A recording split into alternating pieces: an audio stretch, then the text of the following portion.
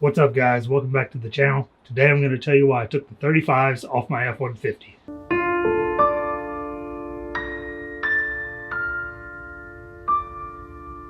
Alright guys, 35s. Why would I ever take them off? Now I will say this isn't a decision I made lightly. After all, I did spend a lot of money on my suspension and those tires, so I can definitely see why a lot of people would say it's really stupid to take them off. I'm currently running an Icon Stage 2 leveling kit in the front, new coilovers, and basically with that plus a little fender trimming, I was able to get the 35s to fit on there without rubbing. At least so I thought. Now while those tires didn't rub on most day-to-day driving around town, things like that, I did still have issues pulling into parking lots, or if I actually had a passenger sitting in the car. Surprisingly, that made a pretty good bit of difference. Now when my wheels were at full lock, I had no issues. The tires would clear fine, they had plenty of room to travel, but there was kind of a halfway point in there when the very corner of the tire would hit one part of the fender liner. And it was a part I really wasn't comfortable trimming at all. At the same time, I can't stand when I know something's wrong on my vehicle. And whether it's tires rubbing, something's loose, something's not performing the way it should, that sort of thing just kind of drives me nuts.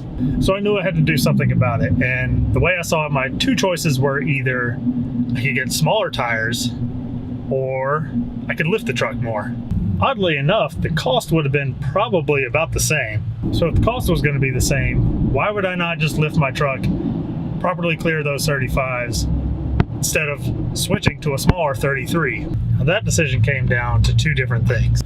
Now, one reason was, while I don't do this on a regular basis, my truck can fit in my garage, and I wanted to make sure it stayed that way. And I was worried if I lifted the truck up a few more inches, it wouldn't clear my garage door.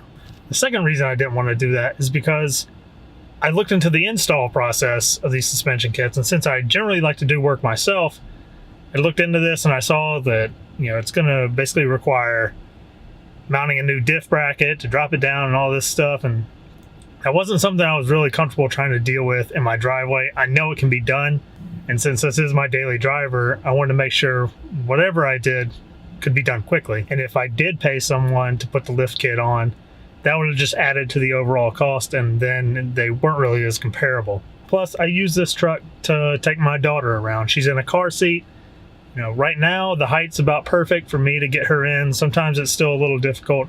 My wife has a harder time putting her in the seat if she drives the truck, so I really didn't want to make that any harder than it had to be. So with those things in mind, I decided to get smaller tires. Now, originally I was looking for 34s, not the 33s I ended up getting. I did that because the website where I bought my suspension, they said with proper wheel spacing and all that, the kit could fit up to a 34-inch tire. So I went around, I was looking at different tires and trying to figure out what I wanted. I had thought about getting the same BFG KO2 all-terrains.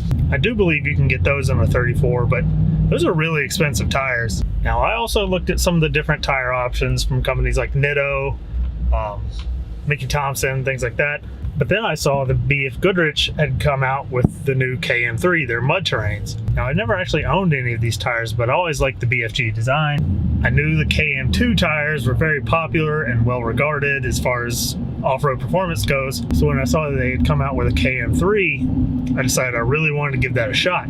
The problem I ran into was, since I have 18s on my truck, that limits your tire options, at least when it comes to a newly released tire.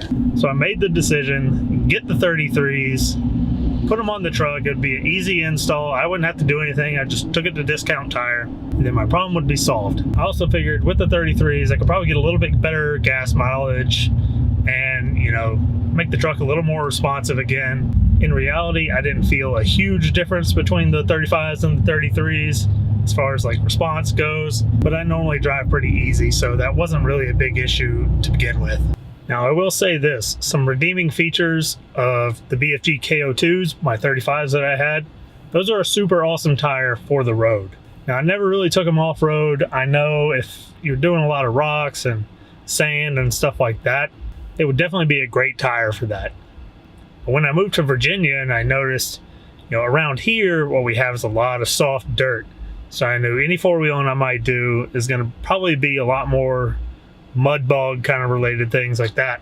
So I told myself if I did ever change my tires, I would give something like a mud terrain a shot. That way, hopefully, whatever I lost in ground clearance, I could pick back up in added off-road traction. Plus, the more aggressive tread pattern just looks pretty awesome on the truck.